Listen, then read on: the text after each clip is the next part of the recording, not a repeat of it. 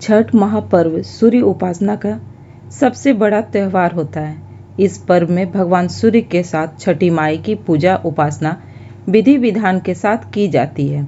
यह सबसे कठिन व्रत में से एक माना जाता है। 17 नवंबर से लोक आस्था का महापर्व छठ शुरू हो रहा है।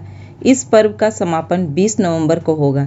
4 दिनों तक चलने वाले छठ पूजा के पहले दिन नहाय खाए, दूसरे दिन खरना, तीसरे दिन संध्या अर्घ और चौथे दिन उषा अर्घ देते हुए समापन होता है। छठ महापर्व सूर्य उपासना का सबसे बड़ा त्यौहार होता है। इस पर्व में भगवान सूर्य के साथ छठी माई की पूजा उपासना विधि विधान के साथ की जाती है। यह सबसे कठिन व्रतों में से एक माना जाता है।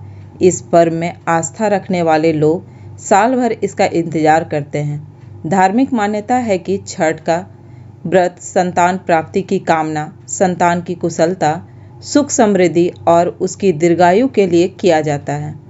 तो ऐसे में चलिए जानते हैं इससे जुड़ी कुछ बातें। छठ पूजा की शुरुआत नहाय खाए से होती है।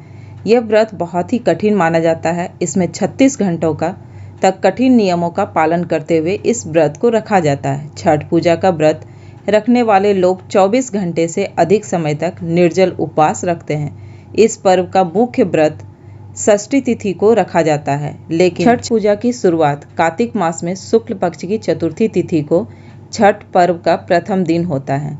छठ पर्व की शुरुआत नहाय खाए से होती है। इस साल छठ का नहाय खाए शुक्रवार 17 नवंबर 2023 को है। इस दिन प्रसाद के रूप में सात्विक रूप से कद्दू भात तैयार किया जाता है। दूसरा दिन है खरना। कार्तिक मास के शुक्ल पक्ष की पंचमी तिथि को खरना मनाया जाता है। खरना को लोहंडा भी कहते हैं। इस साल खरना 18 नवंबर 2023 को है। दिन भर व्रत के बाद व्रती रात को पूजा के बाद गुड़ से बनी खीर खाकर उसके बाद से 36 घंटे का निर्जला व्रत शुरू करती है। तीसरा दिन आता है मुख्य व्रत का। षष्ठी तिथि छठ पूजा का तीसरा दिन होता है। इस दिन छठ पर्व की मुख्य पूजा की जाती है। छठ पर्व के तीसरे दिन व्रती और परिवार के सभी लोग नदी, सरोवर, पोखर या तालाब आदि में जाकर डूबते सूर्य को अर्घ देते हैं और छठी मैया का पूजन किया जाता है। इस साल छठ पूजा का तीसरा दिन यानी मुख्य दिन 19 नवंबर को है। चौथा दिन यानी सप्तमी तिथि छठ महापर्व का अंतिम दिन होता है। इस दिन छठ पर्व का आखिरी दिन 20 नवंबर को है। इस दिन प्रातः उगते सूरज को जल दिया जाता है। इसी के साथ छठ पर्व का समापन होता है। अब लोगों के मन में ये भी बात उठती है कि लोग छठ के बारे में जानना चाहते हैं कि आखिर इसका महत्व क्यों इतना है, क्यों यह मनाया जाता है। सूर्य उपासना का पर्व छठ है तो छठी मैया इसे क्यों कहते हैं। तो चलिए जानते हैं कि छठ का महत्व इतना क्यों है। यह बिहार और पूर्वांचल के लोगों की आस्था का प्रतीक है। आस्था पर ना तो सवाल किया जा सकता है और ना ही इसका कोई जवाब हो सकता है। जहाँ तक महत्व का सवाल है तो यह प्रकृति को चलाने वाले सूर्य देव की उपासना का पर्व है। यह देवी कात्यायनी से आशीर्वाद मांगने का पर्व है। छठ दिखाता है कि जिसका अंत है उसका उदय भी होता ही है। अब जानते हैं कि यह पर्व क्यों मनाया जाता है। यह बिहार के सनातन हिंदू धर्मावलंबियों के घर घर में होने वाला पर्व है।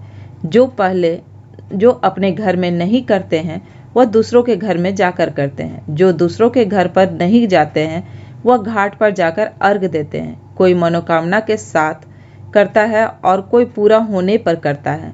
तो बहुत सारे लोग यूं ही आस्था के कारण मनोकामना छठी मैया पूरी करती हैं और आस्था सूर्य देव के प्रति दिखाते हैं। अब आप सभी ये भी प्रश्न करेंगे कि सूर्य देव तो ठीक है, छठी मैया कौन है।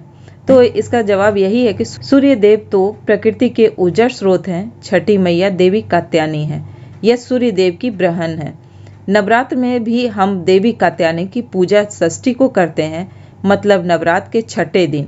सनातन हिंदू धर्म में छठ के छठे दिन भी देवी कात्यायनी की पूजा होती है। इन्हें संतान प्राप्ति के लिए भी प्रसन्न किया जाता है। संतान के चिरंजीवी, स्वस्थ और अच्छे जीवन के लिए देवी कात्यायनी को प्रसन्न किया जाता है। छठी मैया यही है, इसलिए यह छठ में सूर्य देव की पूजा तो घाट पर होती है और खरना पूजा पहले छठी मैया के लिए होती है। आई होप कि आपको अपने सभी सवालों का जवाब मिल गया होगा। तो फ्रेंड्स, इस आस्था के महापर्व को खूब धूमधाम से मनाइए, जो कि पवित्रता और स्वच्छता का प्रतीक है और साथ ही मनोकामना पूर्ति का भी पर्व है। तो इसके साथ ही मैं आप सभी से लेती हूँ विदा। फिर मिलती हूँ एक नई वीडियो के साथ।